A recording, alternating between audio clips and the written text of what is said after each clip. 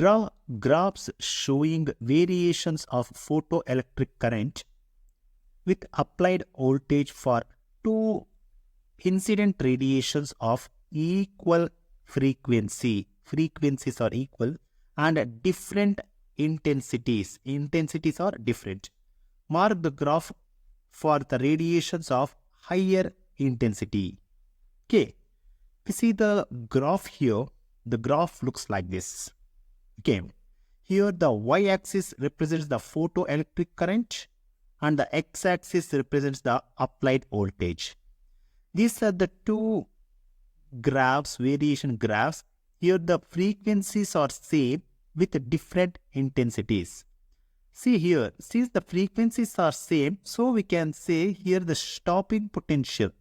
The stopping potential both are end at the same, that is a minus V0. Okay, this is the stopping potential. Stopping potential is the same.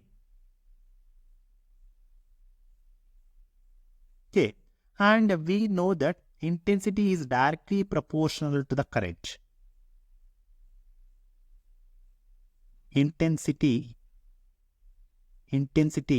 is directly proportional to the current.